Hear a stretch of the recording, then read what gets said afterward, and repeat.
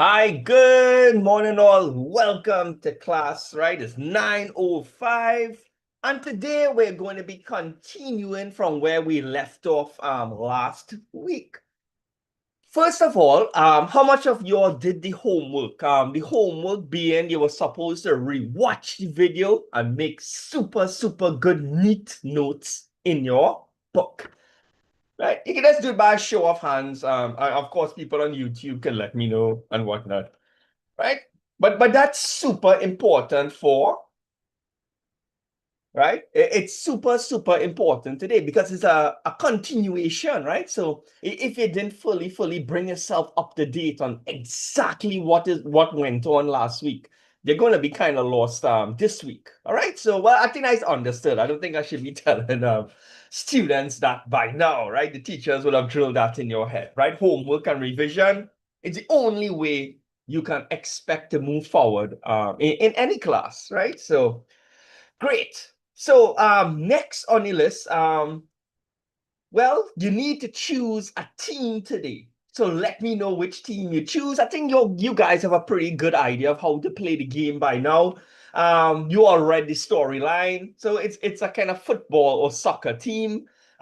Team red can only collect red alarm clocks. The pink team can only collect boots. The green team can only collect green chili peppers. And well, you all get the idea. So guys, to make class fun, and of course, I'm always interested in knowing which team you choose, and whoever you choose, you're stuck with them for the entirety of class, right? And of course, you're going to keep track of how much items you collect for your particular team, right?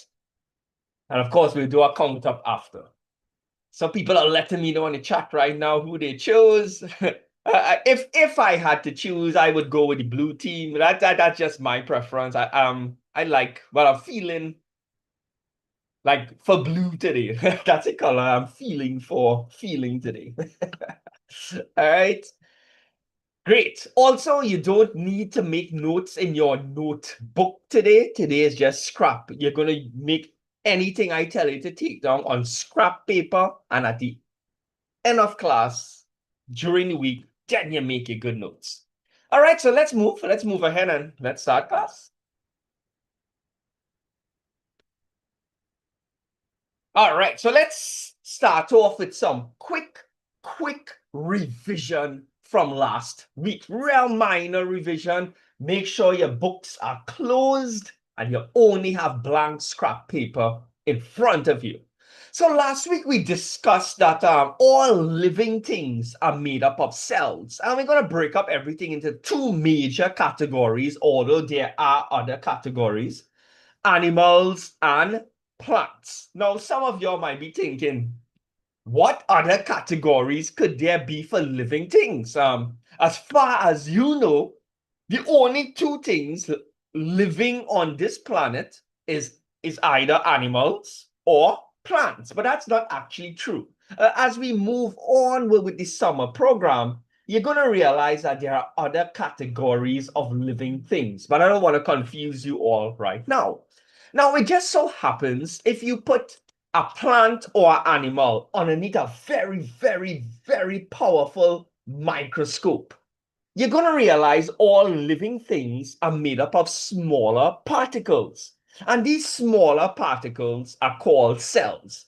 And animal cells, by science, we are considered animals. We are made up of trillions and trillions of animal cells. And here's a general idea of how an animal cell looks, minus the eyes. I just put the eyes to make it look cool. All right. Now, and plants, if you put them underneath a very powerful microscope, you're going to realize it's made up of something called plant cells. You can see that plant cells and animal cells kind of look different, right? They have some similarities, right? They both have a nucleus.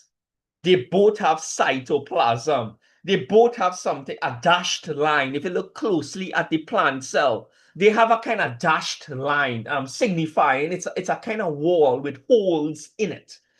And those are called, by now, from the homework, are called cell membranes. But you notice their shapes are different. Animal cells are kind of rounded or kind of ovally. Plant cells are kind of square, well, rectangle, right? As we go on, we're going to be discussing more and more differences between plant and animal cells. But here are some questions I want you all to try to answer. Which part of a cell, whether it's the animal cell or the plant cell, which part of the cell is responsible for aerobic respiration? Now, just in case you can't remember, respiration is how a cell produces energy. And last week I mentioned that there are two types of respiration. One with oxygen called aerobic respiration, and the one without oxygen, which is called anaerobic respiration. But just to rephrase my question, I'm talking about respiration that involves oxygen, aerobic respiration. So which part of the cell does aerobic respiration, the production of energy with oxygen? Come on, guys, on YouTube, let me know without looking back in your notes, to try to do everything here without looking back in your notes. Which part of the cell produces energy via aerobic respiration? And the answer for that is, what people are letting me know in the chat, is the mitochondria. This is responsible for aerobic respiration, right? I don't want to talk about anaerobic respiration right now, just to keep things simple, right? So without the mitochondria, the human body or plants and animals generally cannot produce energy. In fact, some people have certain diseases or certain conditions where their body doesn't produce enough mitochondria, right?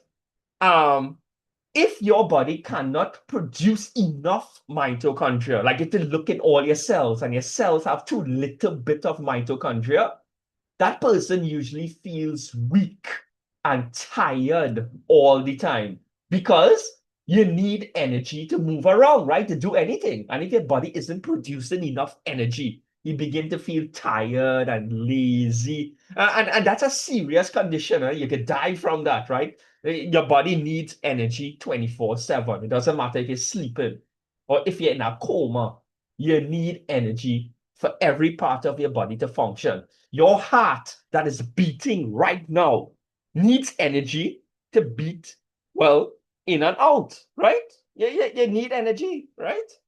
So next question. Which part of your body is responsible for making proteins? Remember, plenty parts of your body have tissue and muscle. So you need proteins to make like your nose, or your muscles in your arms or your legs or even your heart muscle, right? Which part of your body or of the cell, sorry, is responsible for making proteins? Because without proteins, you can't make your body. You can't make muscles. You can't make tissue. You can't make these things called enzymes, which we didn't reach in classes yet. So let me know in the chat, guys, which part of the body, the cell, is responsible for making proteins without looking back in your notes.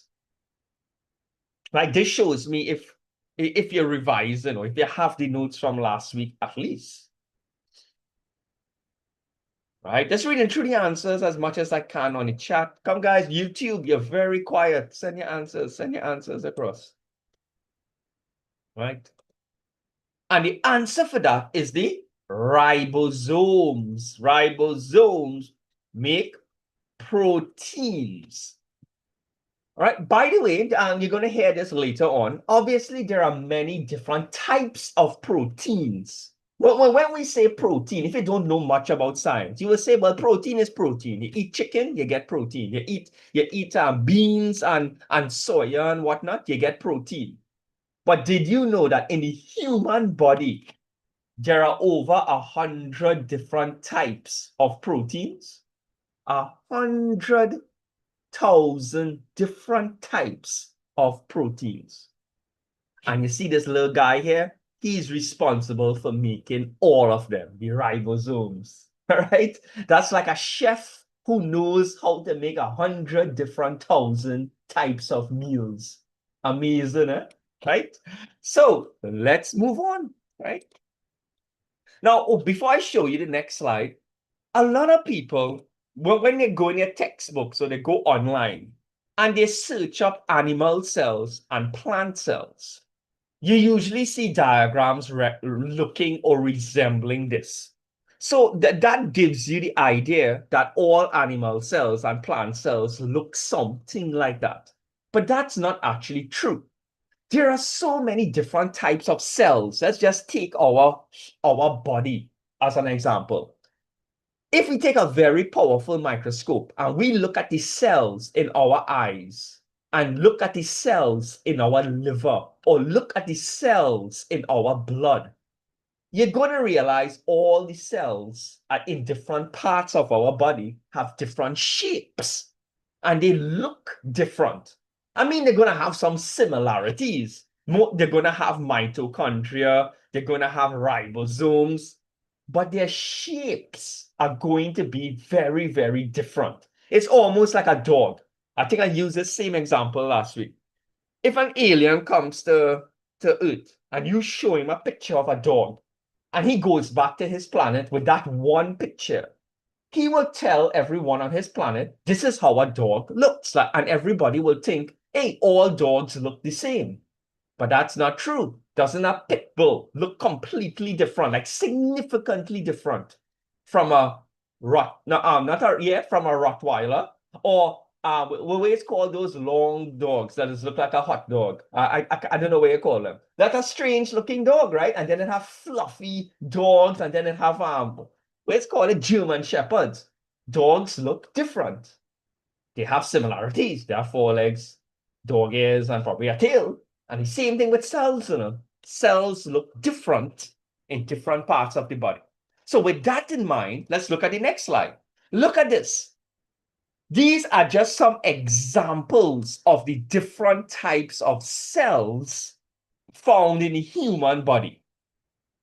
It have muscle cells. You see the muscles like in your arms and your legs and things, like when you go gym and things.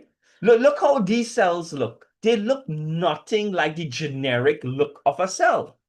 Fat cells. Your bones are made up of cells. And look how strange a bone cell looks.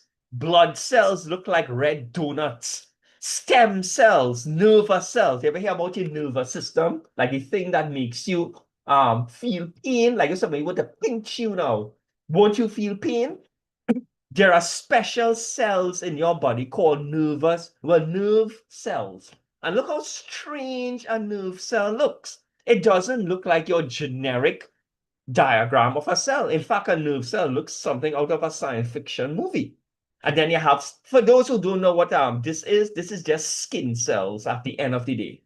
Your immune system, the things that protect you from diseases, their cells look like, I don't know what this looks like. It looks like a white, like when you break an egg, like a purple egg or something like that. The point is, this slide is just to show you that different cells look different in different parts of the body, but they will have some similarities. They will have some similarities. Okay, great. By the way, sorry, let me go on. I don't want to confuse you all, right? So that's all this slide is showing you guys. And when you're making your notes, yes, you have to draw all of these cells. Usually when examiners bring, like a teacher, I'm going to bring a term test exam. They won't ask you to draw the cells, but they will bring pictures of all of these cells and ask you to name it. So you have to know what the muscle cell looks like generally, what a fat cell looks like, what a bone cell looks like, right? So make sure and draw it neatly in your books for homework and label it, right? Right, so look at this diagram. I know it looks a little bit scary. Let me just, I want to point out two words and then go back to the next cell, right? So there are two words that kind of resemble organelles and organs. Now, for a person who doesn't know too much science, right, you might think organ and organelles are almost the same thing, right? Right? They are almost the same thing. But it's not actually true. The words resemble, and sometimes I ask people, what's the relationship between an organ and an organelle? And then some people will say organelles is plural of organs. That's still wrong, eh? So let me start off with explaining what an organ is, because most people, right? Most people might not know what an organ is. Sorry, I never take that back. Most people know what an organ is. An organ is part, not the whole, part of a living organism. So let's take ourselves. We are considered organisms. We are humans, right? Don't we have smaller parts in us that have a specific function? Keywords, eh? We're looking for a smaller part within us, right? That has a specific function, like our heart. Our heart is an example of an organ. What's the purpose of our heart? To pump blood around our body. It's a pump, right? What's another organ? Our brain. Our brain allows us to think and coordinate our entire body. I'm not going to do all, don't worry. Let's do one more. How about our stomach? Our stomach is partially responsible for digesting food. So organisms, living things are made up of smaller parts, right? And those smaller parts are organs. We're very accustomed with that word. But what is an organelle? Well, let me go back to the next slide. We know, okay, just before I show you, we kind of realize organs are the smaller parts of something. So what are organelles? Let's go back to the next slide.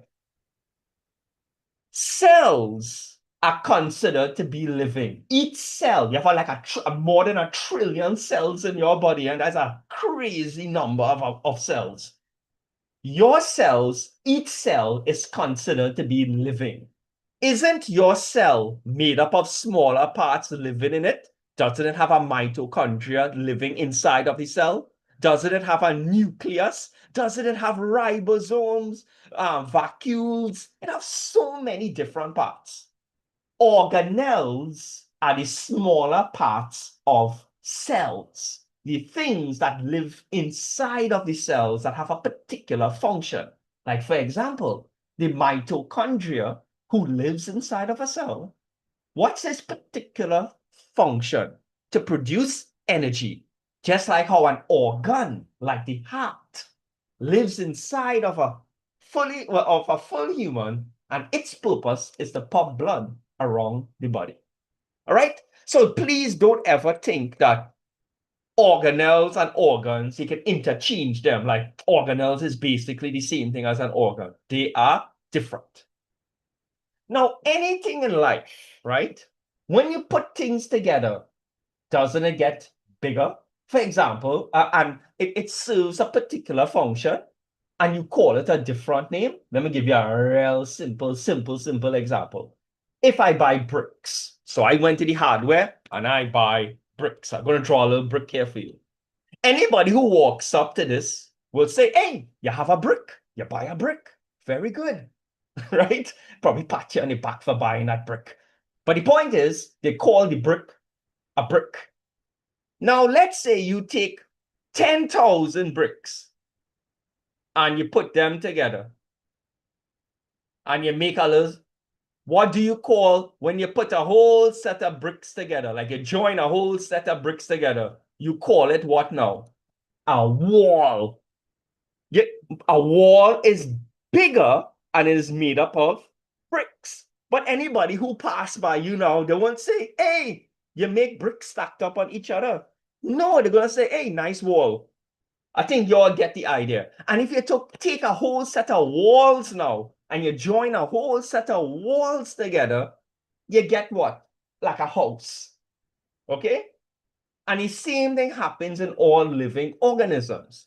All living organisms are made up of small particles. But as the small particles join together and start to work together, they get larger and larger and larger.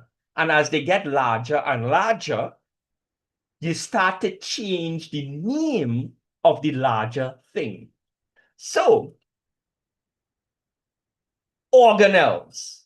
If you take a whole set of organelles and put them together, you get what? A cell.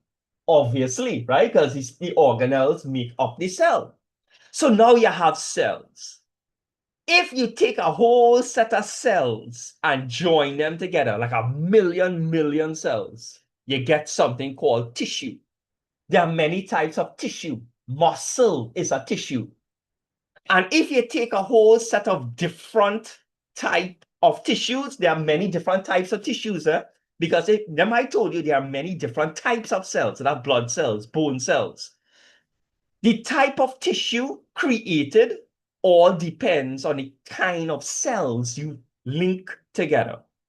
And if you take tissue and put it together, you get organs. The liver is an organ. Now, just to let you know, for you to call it an organ, the organ has to be made up of different types of tissues. Like if you make something and all the tissue, all the types of tissue in it are the same, you cannot call it an organ, right? To call it an organ, it must have different types of tissues making it up. And that is what my diagram is here. You see the tissues, I use different colors of tissue. That's supposed to show you, the observer, the person in class, that that organ is made up of different types of tissues. And if you take all the organs now, all the liver, all the heart, all the brain, and put it together, you get what? An organ system. So, in this case, a human being. You get an organism, right? So I hope this makes a certain amount of sense, right? When you're making your notes, try to draw it decent, and of course, use different colors, right? Let's move on, okay?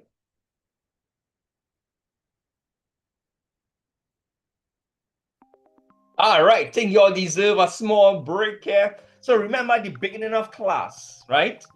You chose a team color. And of course, next to each team, then it shows what each team member can collect, right? The red team, for example, can only collect the alarm clocks. Everyone choose 3 letters, any 3 letters from A to L, and I hope you get some tokens. We'll call the items you're collecting tokens.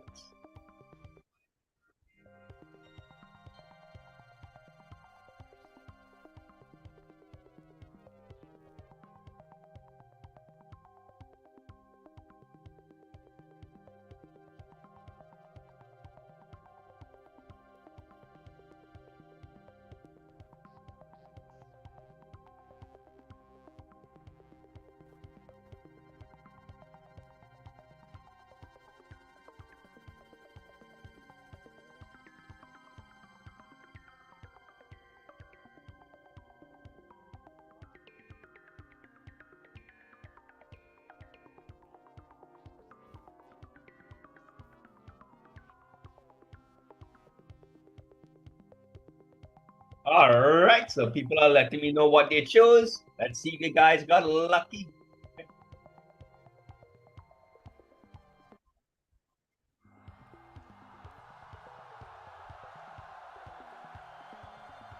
All right. Start grabbing the tokens. Hope you got lucky. I know some people will get none, but that is okay. I got plenty wrongs again. Also, this football player, this blue football player, he's giving away a boots, a blue diamond, and an alarm clock. So I hope that helps the red, blue, and pink teams. Right? Give me a total. Give me a total of how much tokens you have for this round.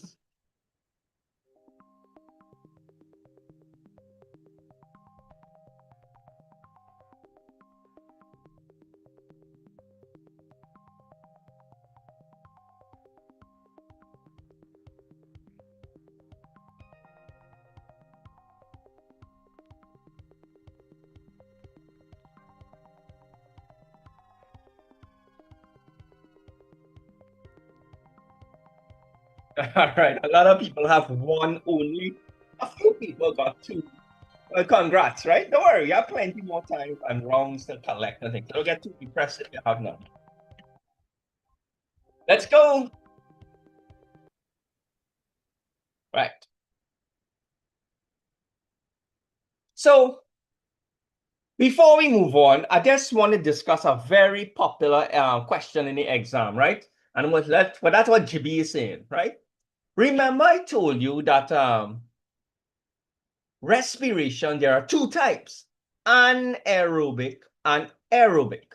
I think we're very, very clear that aerobic respiration, the normal one with oxygen, happens in the mitochondria, right? So aerobic respirations happens in the mitochondria. But where does anaerobic respiration happens, right?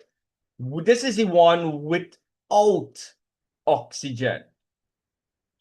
Where does that happen? It doesn't actually mainly happen in the mitochondria. Anaerobic, I'm going to put an arrow and I want you all to tell me what that is pointing to. Look at that red arrow that I just drew. Where does anaerobic respiration happen? What is that red arrow pointing to? What part of the cell? It's not the mitochondria. Aerobic respiration, the one with oxygen, happens in the mitochondria. I'm asking, where does anaerobic respiration happen?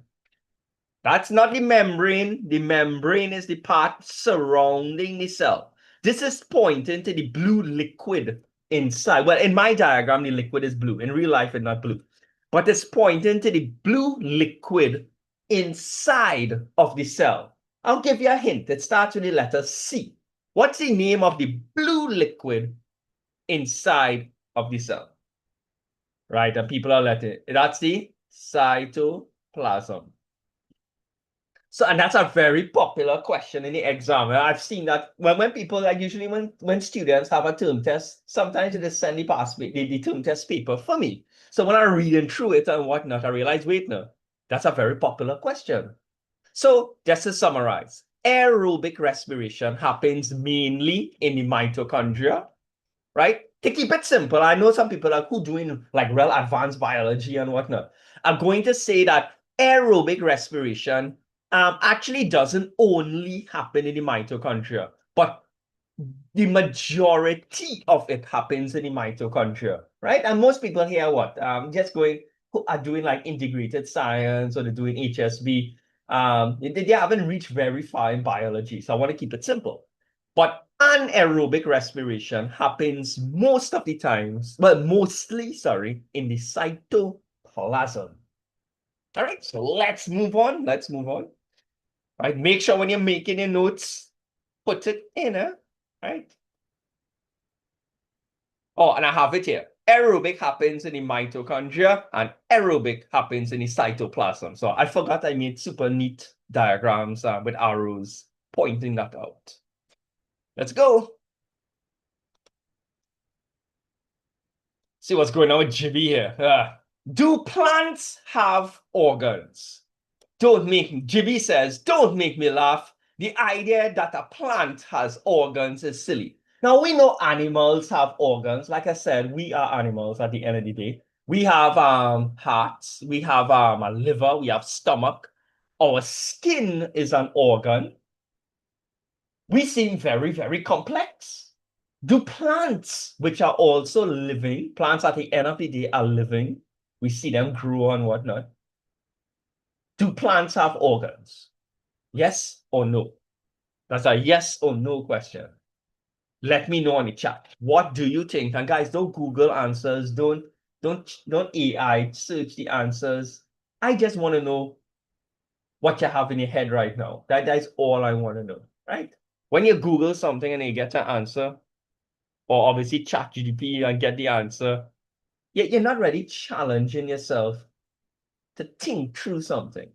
You just get an answer and throwing it on the screen, right? And I know some people are, because they're clearly copy and pasting from the internet and just, pasting it in the chat. And I can tell the difference, right? Nobody gonna type up a whole paragraph and send it to me, right?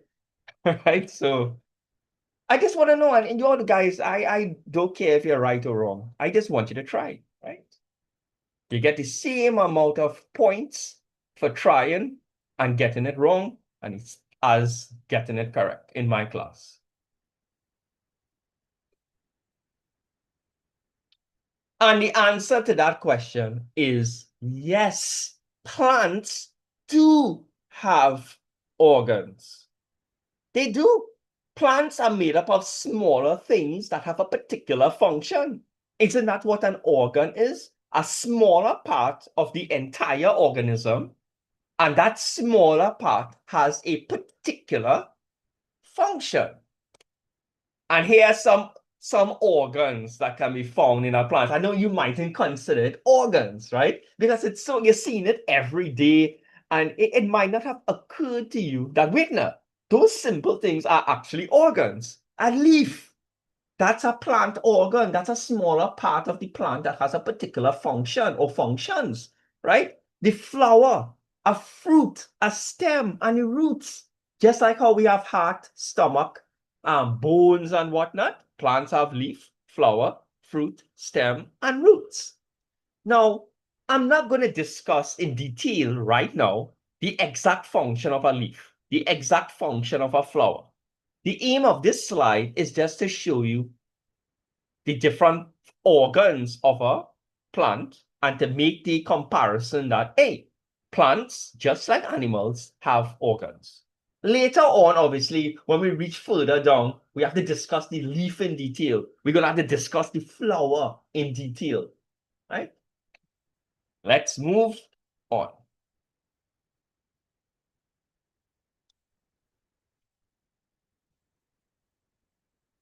You got a little comic strip there. All right. Oh, I didn't expect to get a break so fast. All right, but sure you all don't mind. All right.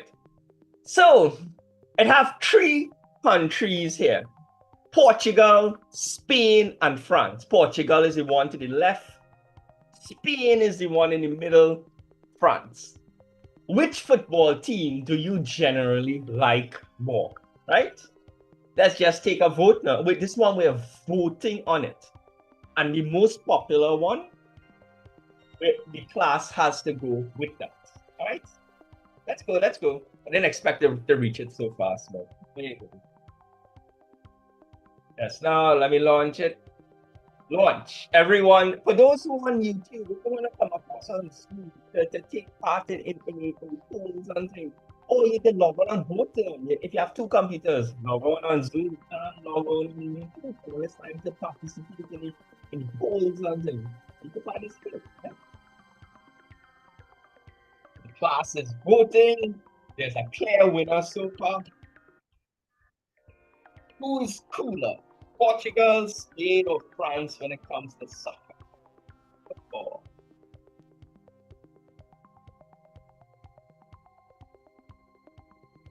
I'll give you all a minute to finish your vote.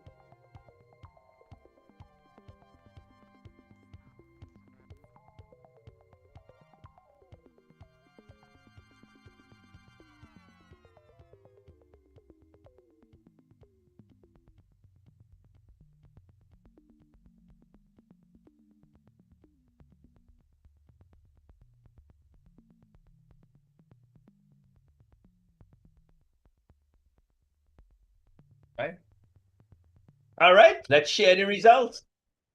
So, when it comes to football, it seems that people like Portugal the most. For those who can't see the results, Portugal won with 45%, Spain and France with 30 and 26%, respectively. Let's look at Portugal, right?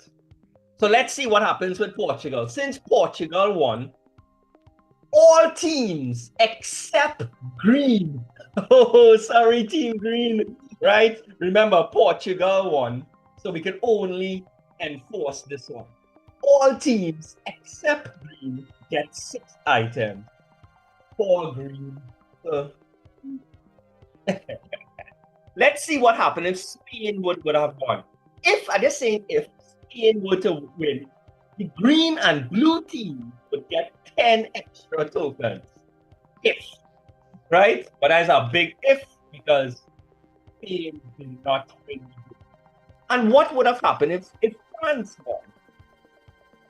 But then all teams except pink would have gotten 8 items. So, but the pink team is a good thing France did not win. Guys, update your tokens, update how much you have. Let me know in the chat. Some people up to 8 tokens. Good, good, good. Let's move on, right? So let's see what's going on with Chibi here. All right. So how does our body know how to build all of these complex things? Let's think about this, guys. You have a nose, you have ears, you have eyes, you have a heart. How does your body know how to grow these things? Like everybody here has a different shape of a nose. Let us use nose as the example. How does your body know to grow that particular nose, like the shape of your nose? Or how tall to make you, or the size of your heart and whatnot? There must be something in your body giving it instructions on how to build your particular body or anything that is living. Okay? So, what does GB have to say about this? After watching Jurassic Park, I learned that DNA is a special protein that lives in our cells that builds our entire bodies for us. Never doubt the Jibby, right? For once, Jibby isn't totally wrong. He's on the right track, actually. Anybody ever heard about, sure, you all watch enough movies, even if you didn't do it in school. Everyone here knows about Jurassic Park. Now, and what's a big part of Jurassic Park? They fling the words DNA all the time. The DNA used to make that T-Rex, the DNA made to use that dinosaur, blah, blah, blah, blah. DNA has something to do with how our body makes ourselves. In fact, to make ourselves, we need instructions. If you're building anything like a building or a house, don't you need instructions? You call it a blueprint, a kind of diagram of how to build it. Okay? So let's dive more into this. And you're going to be hearing the word DNA a lot. So that's back to this thing over here. We're going to look at 2 parts of the cells, right? It doesn't matter if you look at the plant cell or the animal cell right now, but I want you to look at the animal cell. You all see this thing here? Chromosomes and DNA. Well, inside your nucleus, remember, that's the boss of the cell, the coordinator of the cell. He tells everybody what to do. Now, inside the nucleus, the boss, it have plenty things. It just so happens inside there's something called chromosomes and DNA. There is a difference between chromosomes and DNA. They're very related, but they are slightly different from each other. Okay, but I'll get to that in a little while. Your chromosomes or DNA is the instructions. everyone's chromosomes and DNA is different. That is because if two people have the exact same chromosomes or DNA living inside of their nucleus, then they would look exactly the same. Now, I know people are going to ask me if twins have the same chromosomes and DNA. No, twins do not have the same chromosomes and DNA. Their chromosomes and DNA might be very, very close. That is why twins look so similar. Twins are not exact. Twins, when you see two twins that look the same, they look the same because we're not observant enough. Okay? If you look at them properly, there must be some slight differences between them. There must be, right? Like parents can tell twins apart, right? So they must have a slight difference in them, right? So once you have the instructions on how to build somebody, like you have the instructions of how tall they're going to be, what color eyes they're going to have, and now you need somebody to build it, you make a plan, you draw it on paper, but you need workers now to build the person. And who actually builds the material, just like how a house, you need bricks, you need cement, and you need people to put the bricks and cement together.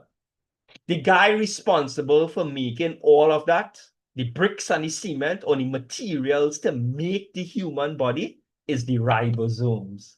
So you're going to be hearing a lot about chromosomes, DNA, and ribosomes in a little while. Anybody wants to tell me again on the chat, what do the ribosomes make?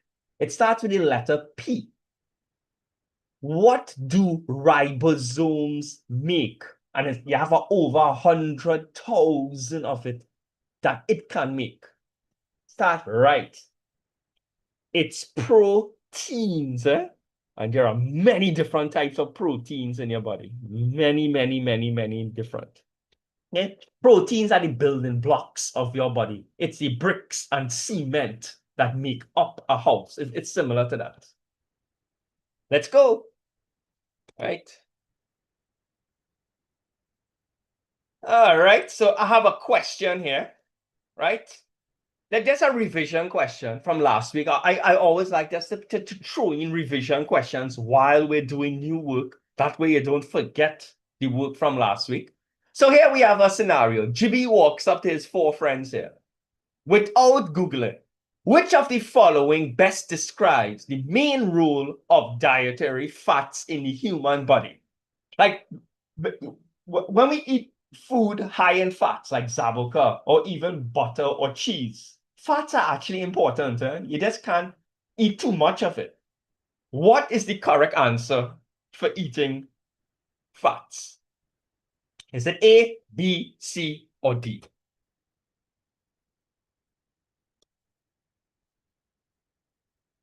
Right?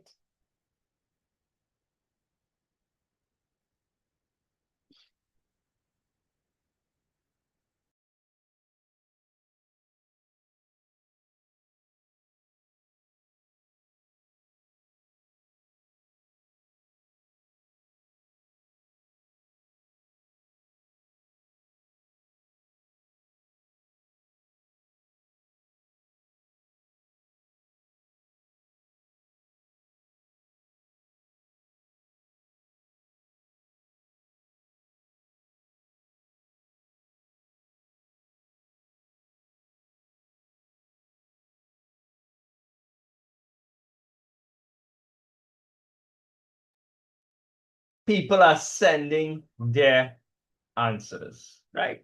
And let's watching and see what you guys have there.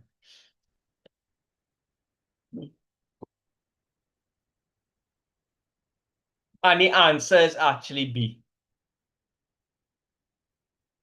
Your fats, well, you have fats just underneath your skin, right? It produces an insulation layer, right? And also long-term energy storage. Now, usually carbohydrates provide energy. That's the main purpose of eating carbohydrates like bread, sweet potatoes and French fries, which is made up of potatoes, obviously. Those have a lot of what? carbohydrates.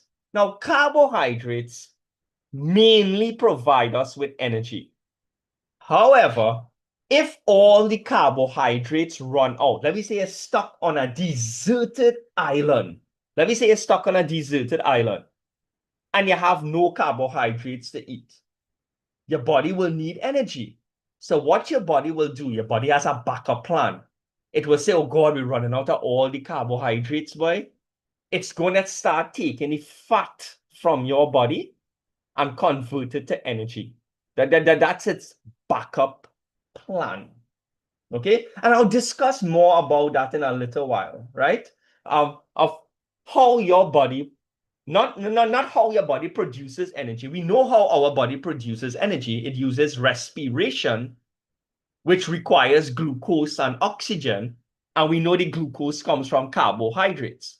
But I will talk more in detail about what happens to a person on a deserted island when carbohydrates run out and food begins to get very, very scarce. How does your body keep you alive in that situation, right? So later on, I will do that for you guys. But for the time being, this here is like a past paper style question, right? So I'm just hoping that you all remember this when your exam comes around. Okay, so let's move on. Great. So we're going to talk a little bit more in detail here. Look, we have a very detailed diagram. You have something called the human digestive system. So let's see what Jibby is talking about here. Before we move on, I have a story about fats and lipids. Do you know what happens when we eat fats? Well, let's look at a very detailed diagram here. And the reason I have this slide is because it's such a popular thing in the exam. We all know when we eat things, right? Well, we chew it up. Thank goodness I have a diagram of the mouth here. So we chew up our food and the food goes down into our stomachs. And then from our stomachs, it goes into our intestines. And of course, that's our digestive system. What does our digestive system do? Remember from last week, I told you guys, the digestive system takes big food and breaks it up into smaller parts, okay? So just to make sure you remember, right? Let me just give you some questions from last week. Carbohydrates, proteins, and fats. All right, quick question. When you eat carbohydrates, I just gave you the answer. What does your body break down carbohydrates into? Like when you eat carbohydrates, when you eat bread, and it goes through your digestive system is going to mash up those carbohydrates and break it down into smaller, useful parts. What do you call those small, useful parts? No, not energy. I'm talking about if you take carbohydrates and chip it up into small pieces. What do you call those small pieces? Send the answer on the chat. I'll give you a hint. I said the answer, and it starts with the letter G. It's glucose. Remember that? And of course, your body uses the glucose in respiration. Let's say you eat proteins now. Let me say you eat a whole set of beef or chicken or soya beans that's loaded with proteins. So you eat, you swallow it, it goes to what? Your stomach and your intestines. Your digestive system will break down proteins into smaller parts. What are these smaller protein parts called? Starts with the it's two words. Both of them start with E. And people are obviously going to get this one. Amino acids. We have this from last week, right? That's in your notes. Fats now. Another name for fats is lipids, right? I think I mentioned that last week. Whenever you eat fats, your body is going to break it down into something called fatty acids and glycerol. right? And the one I want to discuss right now is fats. That's the main purpose of this slide. Fats have a different story to everybody else. Fats has a more complex story than carbohydrates and proteins. And you're going to realize that your teacher, because fats are dealt with differently in your body than carbohydrates and proteins, you realize your teacher might set plenty questions on it in the exam. So let's prepare ourselves. Erasing everything here. When we say fats, we just say fats, and we think about what? Butter, cheese, and whatnot. But have you ever wondered how fats look underneath a microscope? Like if you get a real powerful microscope, and you look at a piece of fat, like you take butter and you put it underneath the microscope, how does the fats look inside the butter? Well, fats are made up of, most of the times, are made up of two main things. Fats, let me circle it here. This here is how fats are depicted, or what they are made up of. I should probably put fats there. By the way, I say fats, but another teacher might say lipids. Fats are made up of two things: fatty acids and glycerol. And in a majority of cases, it's made up of 1 part fatty acid and how much glycerols? 1, 2, 3. That is how the majority of fats look in your body. When you eat fats and whatnot, that is how it looks. 1 part fatty acid and 3 parts of glycerol. And the glycerol are connected to the fatty acids. Now, here's what needs to happen. You see these fatty acids, there are too large. The 4 of them combined, 1, 2, 3, 4, it's too large. Your body can't really utilize it when it's so large. So your body needs to break it up separately. It needs to separate the fatty acids from the individual glycerols. You notice in the diagram below, the things that are linking them gets broken down, right? So the point is, we're trying to separate the fatty acids from the glycerol. How does your body do that? Well, if it was carbohydrates or proteins, all you would need is an enzyme. I think I mentioned enzymes last week. Enzymes are like small things that attack something and break it up into smaller pieces. To break down fats, there's a special enzyme called lipase. Lipase normally attacks fats and it will try to break it down into smaller pieces. But there's a problem.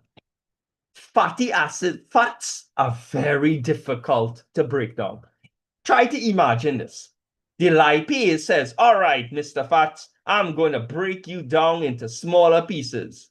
And he goes up to the fatty acids and glycerol and begins to chomp like Pac-Man. But it's too hard. He can't break it down. In fact, all his teeth fall out. So that doesn't work.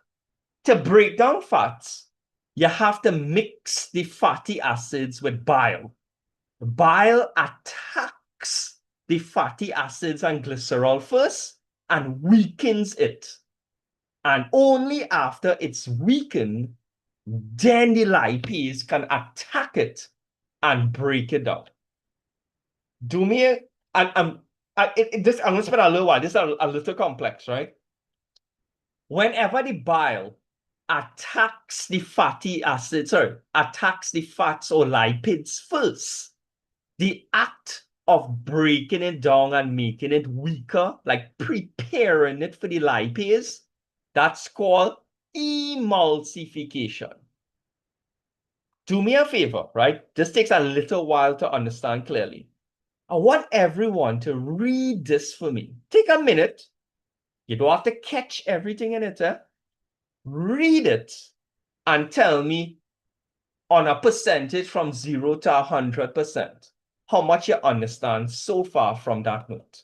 And I'll try to bring up the percentage with a different, I'll change up the explanation a little bit. But give it a read, an honest read.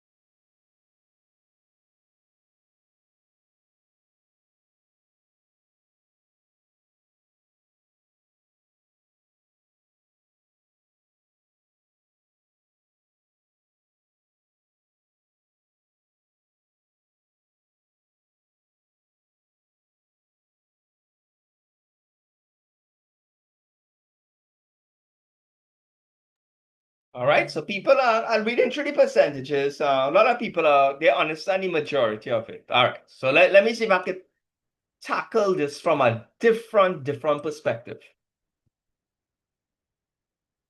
So let's start back, right? Fats are really difficult to break down. That's the moral of the story. Enzymes, which are usually responsible for breaking down food, right, are usually enough to break down carbohydrates and proteins. In other words, carbohydrates and proteins, and I don't know why I delete this word, the enzymes are strong enough to break them down. But fats, troublesome, they're too tough.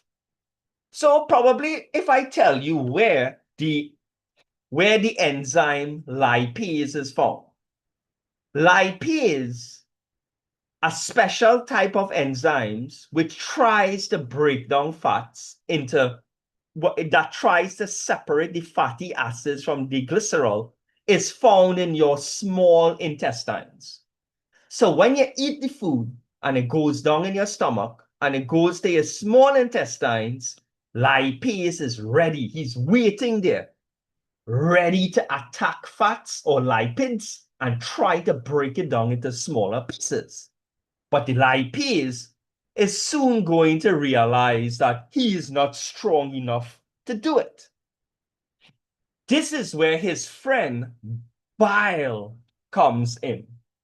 So I have to ask the class now, where does bile, well, which part of your body creates this liquid called bile?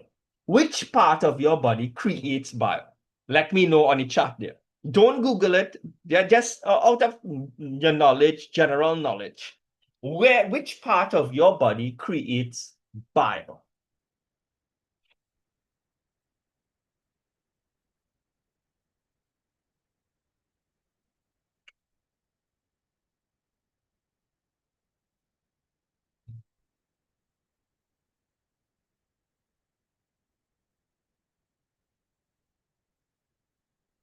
All right. So a lot of people usually get this wrong, right? But that's okay. That's the purpose of class. Bile is actually created in the liver. I'm boxing it off here. I know a lot of people are going to say this thing called the gallbladder. For those who are real new to this, don't worry, I'm going to explain. Everyone should at least know where your liver is, right? Your liver is kind of around your stomach area, kind of like the two are kind of intertwined in the same area there. Plus, we have the diagram here. This here is your liver. Your liver has many, many uses. One of them just so happens to create a special liquid called bile. And what does bile do?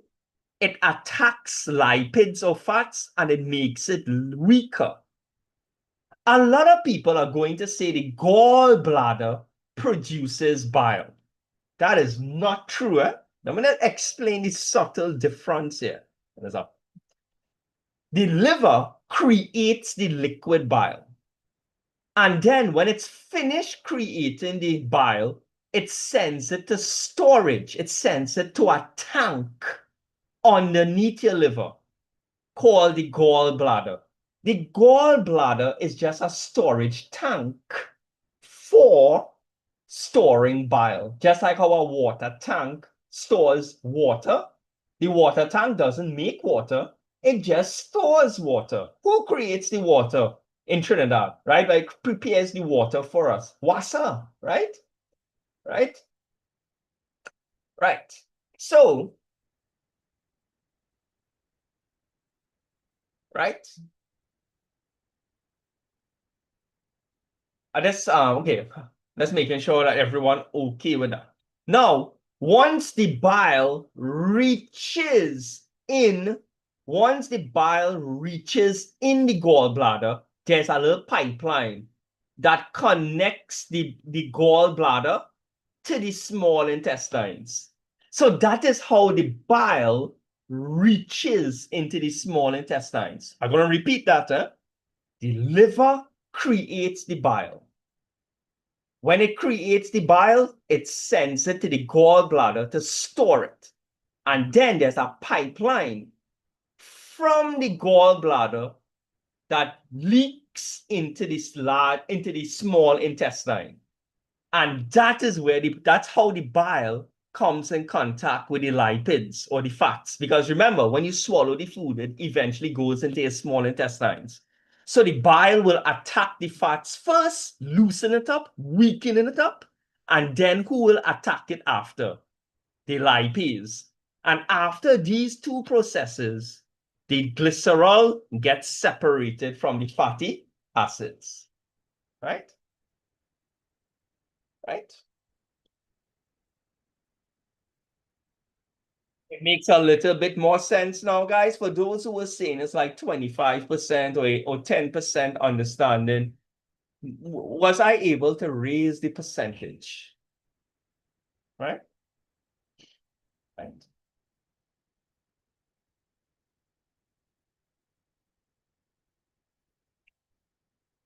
Right. Let me know. Let me know in the chat, right? Feedback is real important.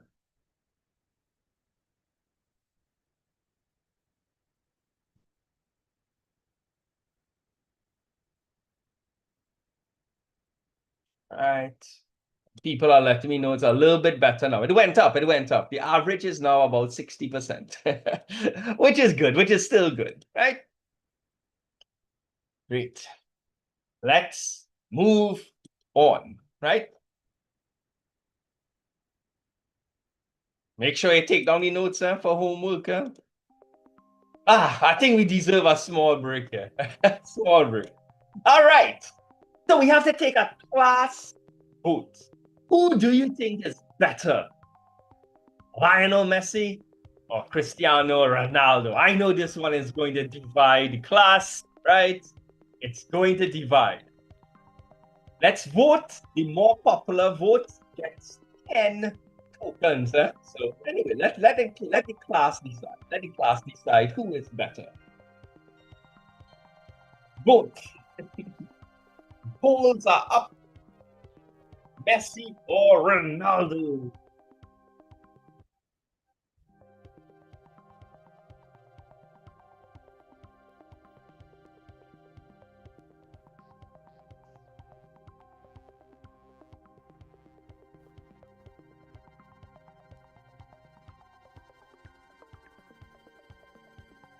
Take 1 minute to get all your votes in.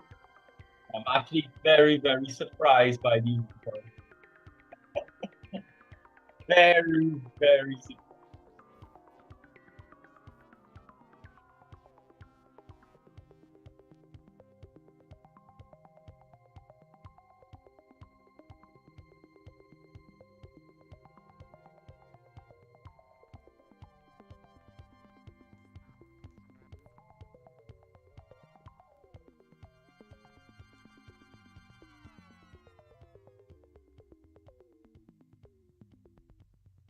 All right.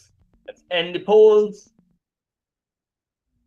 All right. So I didn't expect this, but by a landslide, Ronaldo won with 68%, right? 68%. Messi only 32%. So for the people who genuinely chose Ronaldo, you gotta be honest, right? To make the game fun, right? If you actually voted for Ronaldo, add 10 tokens. For the people who chose Messi, unfortunately, zero tokens, right? Sorry, Messi fans. I'm a Messi fan. So I was kind of shocked. Usually, whenever I put this poll, Messi always wins. This is the first time a class has voted Ronaldo, not by even a slight winner, by an overwhelming win.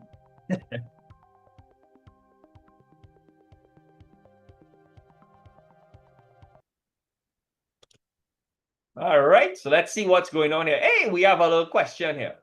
Send the correct answer. During aerobic respiration, which sequence correctly represents the conversion of energy?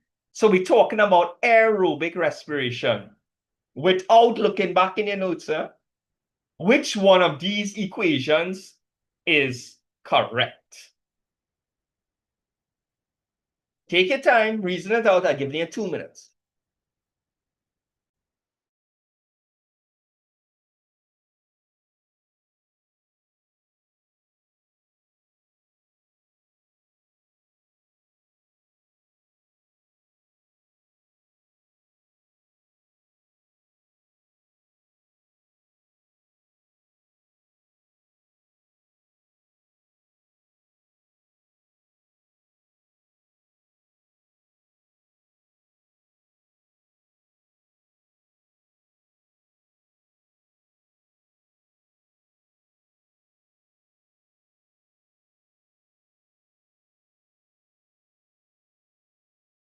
Oh, guys, I forgot to tell you, I won't be able to make the full hour and 45 minutes today, right? I have something I need to do. It's kind of urgent, right? But and class isn't finished. I just let you know I won't be going to 10:45, right? We'll be over in a little bit before, right? I doubt you're all sad about that, but you're probably like, yes. Uh,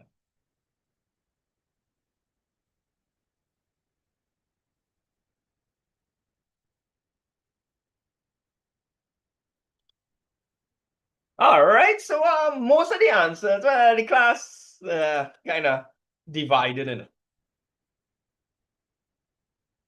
The answer is D.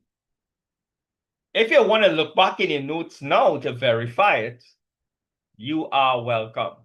Remember, aerobic respiration, you're mixing the glucose from the carbohydrates and the oxygen from breathing in and out to get carbon dioxide, water, and energy.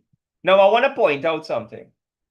Some textbooks will call it energy, and some textbook will call it ATP, right? For people who do in biology, like when you reach Form 4 and Form 5, they will most likely stop calling it energy. They use a more technical term for the word energy, ATP. So that's why I put the ATP in what? In right? Yeah, right. Great. Oh, which one produces more energy? Aerobic respiration or anaerobic respiration? The one with oxygen or the one without oxygen? Send the answer on the chat.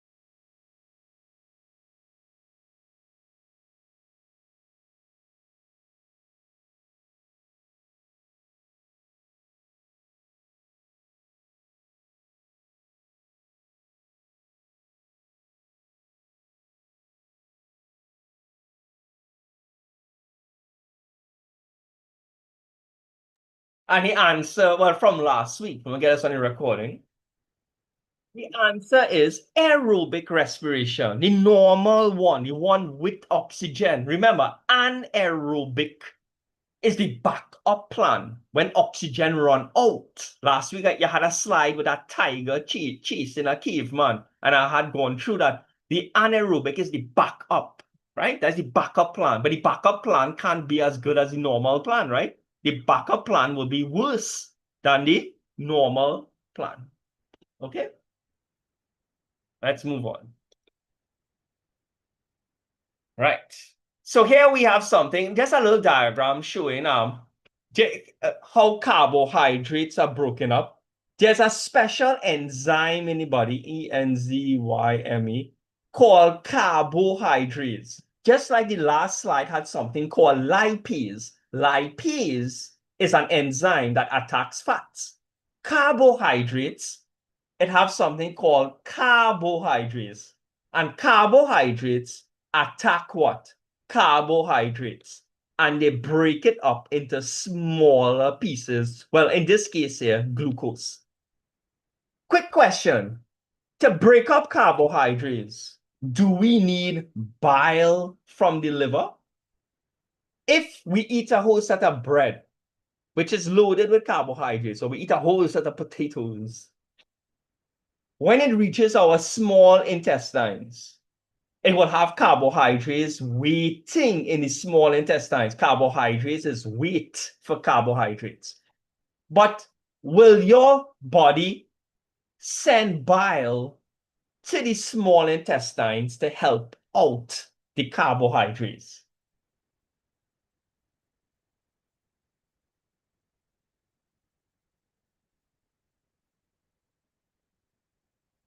What do you all think?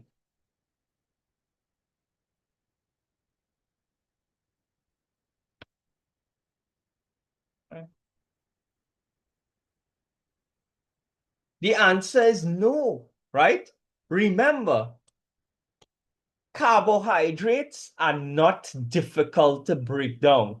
Fats are the one that are hard to break down. The bile is weaken it first, and then the enzymes just jump in. So in the exam, if they ask you if bile is needed for this, the answer is no. Do me a favor, just give this a read and let me know on a percentage from 0 to 100% how much you understand, right?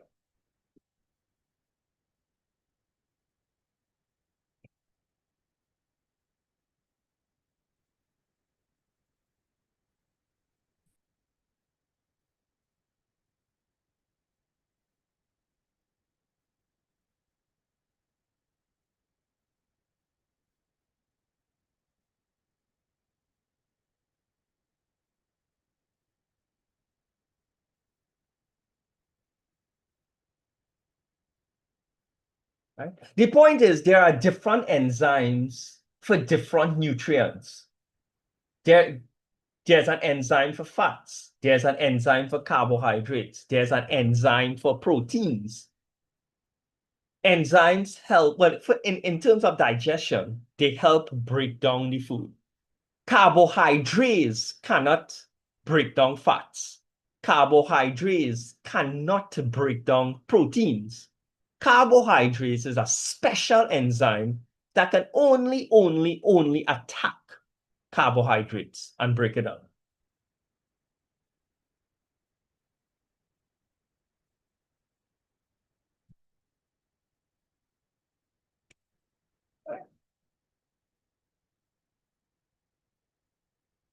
All right. So people are telling me, roughly people are understanding about 70 to 80%. A good few people say 100%, right? Don't worry, guys. When you watch back the video and whatnot, right? It will make total sense when you're making those notes. And remember, this is just an introduction. An introduction is simple. It's just to introduce the topics, and it's just to hear it once or twice to familiarize yourself. And later on, as we do more and more topics, you hear the same terms being repeated and, of course, re-explained. So by the time you finish the syllabus with me, you will hear everything like over 50 something times. If you hear something 50 something times, you're going to remember it, right? All right. Let's go.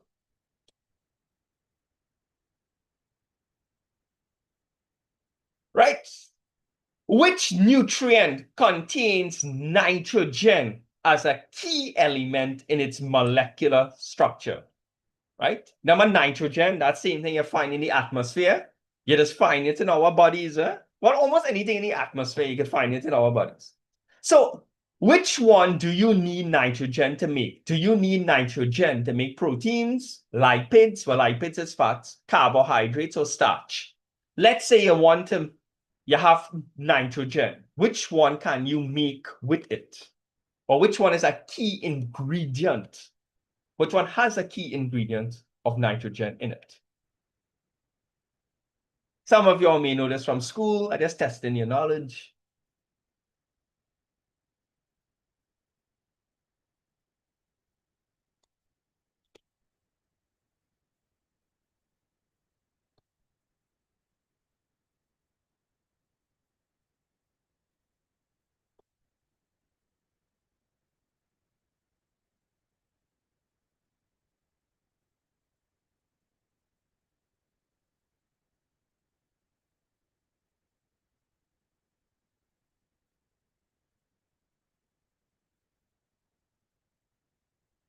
All right, I'll just read through the answers as much as I can here.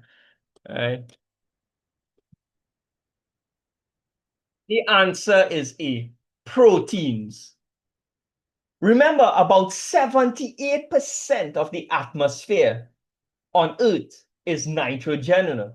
If you ask a lot of people, is nitrogen useful? And most people will say, no, nitrogen is just 78% of the atmosphere, but it's really oxygen we need.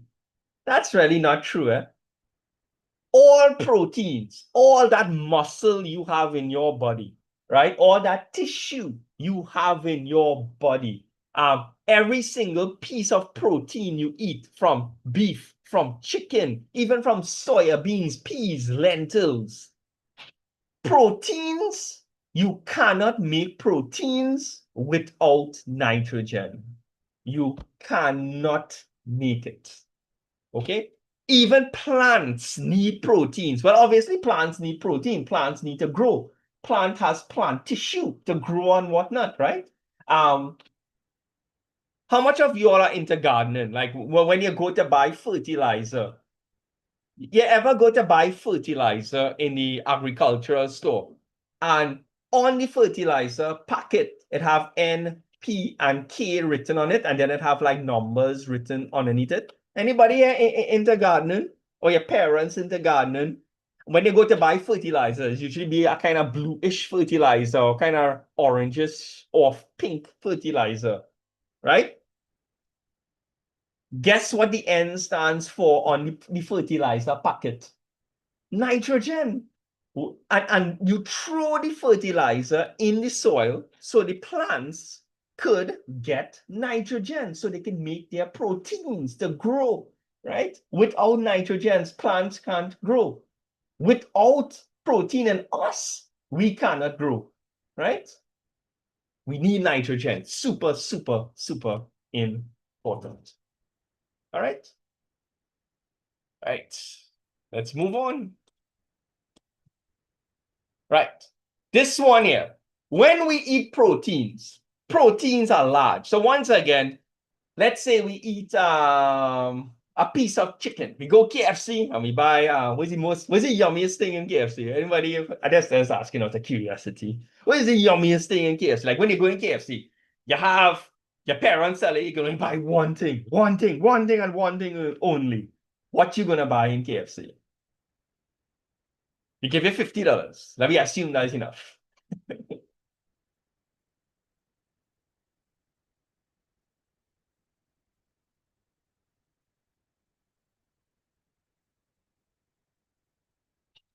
Well, for me, it's a zinger. I guess gonna buy a zinger and done it.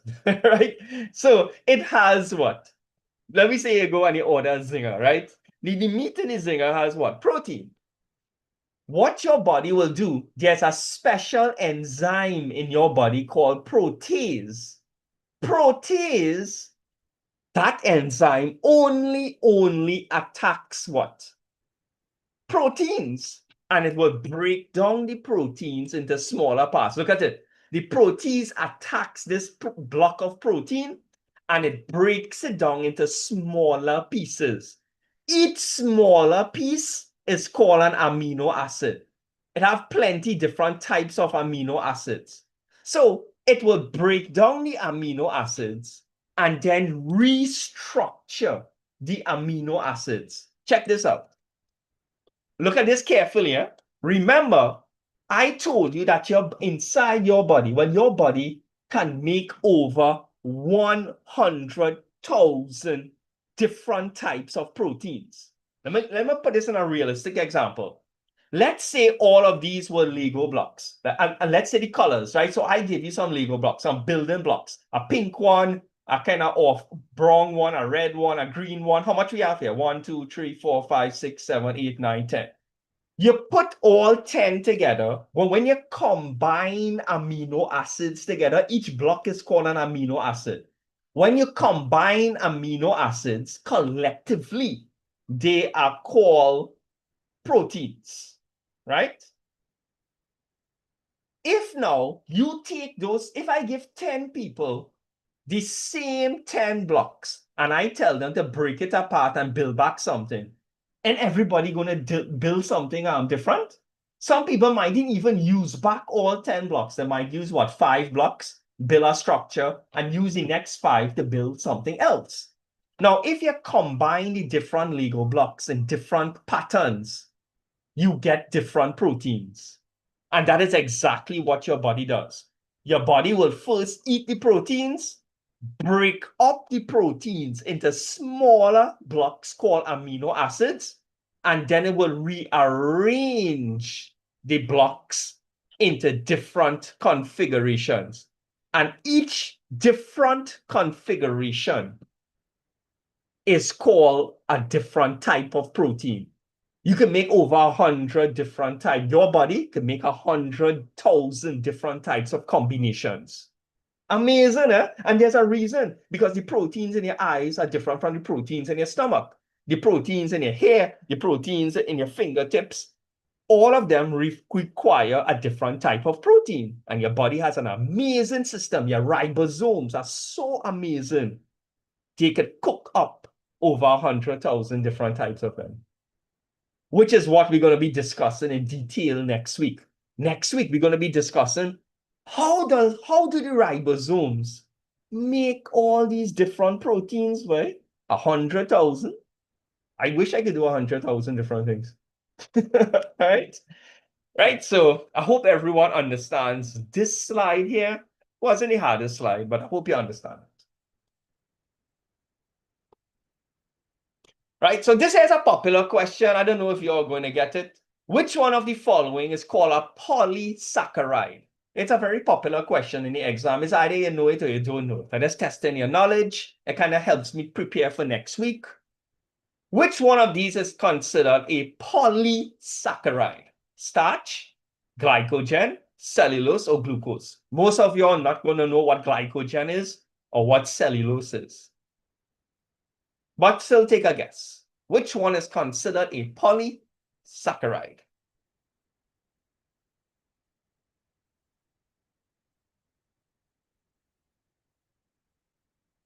And the answer for this one, well, I expect the class to not really know, is something called starch. Anybody wants to give me an idea of what a starchy food is? Well, which food in your kitchen is considered to be starchy? What food is considered to be starchy food? Is it meat like chicken? Or is it butter, cheese? Or is it like cassava, potatoes, stuff like that? What? Right. Starchy foods are things like potatoes, cassava, dasheen. Starch is a form of carbohydrates. Right now, there are different types of carbohydrates and things that provide energy. Remember, the purpose of carbohydrates is to produce energy. So next week, we're going to kind of like continue from this point. We're going to be discussing ribosomes and creating those 100,000 proteins. And we also, if I have time, I want to explain what something called starch and how your body utilizes starch and what happens when you're on a deserted island for too long. Real cool, interesting scenarios, right? That will make you think. Okay, let's move on. Right, let's do one more now. Choose one jersey for your team. So you have this big football team. You know, every year they've come out with a different kit, right? A different kit like jersey and whatnot, right? The most popular pick gets 10 tokens. Second most popular 5, and least popular 1. Look at these 3 kits. Which one do you all think looks best for your football team? Pretend it's your football team and you have to design a jersey, a top for them. Which one do you think is the coolest one here? Number 1, number 2, number 3. Take a look, and we're going to launch the poll.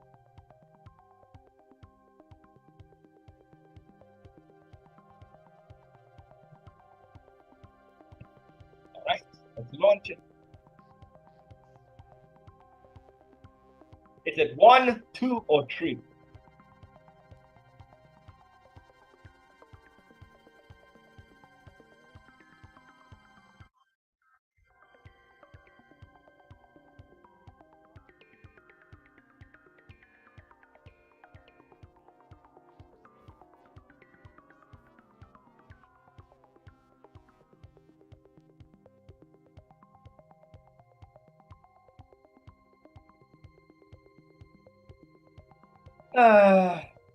Unfortunately, the one I dislike the most is the winner. The one I dislike the most. Oh my god. I can't believe this. Cannot believe this. Right? Let me end the poll because one of these has won by a landslide. Like, there's no way the others could win. All right, so let's end the poll. Let's share the results. All right. The winner is number 3. The one with the splash stain on it, like somebody fell down in yellow mud. I don't know why number 1 never wins. I find number 1 is the coolest, that green checkered stuff. But anyway, you all are the class, you all decide. So for the people who genuinely chose number 3, add 10 tokens to your collection. Number 2 was second, so 5 tokens, and the greens, 1 token. Give me a total, and guys, and like I said, we opened class a little bit early today, about 7 minutes early, right? Give me a total before you leave. And guys, don't forget the phone, okay? When I post up the video tomorrow, I didn't post up Friday and Saturday videos yet. I'll do everything tomorrow. Make sure I make super good notes in your book, revise everything, and come prepared for next week. Okay? All right. Thanks for playing, guys. And it was fun. It was fun.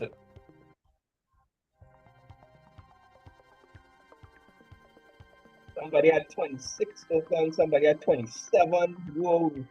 Somebody had 28.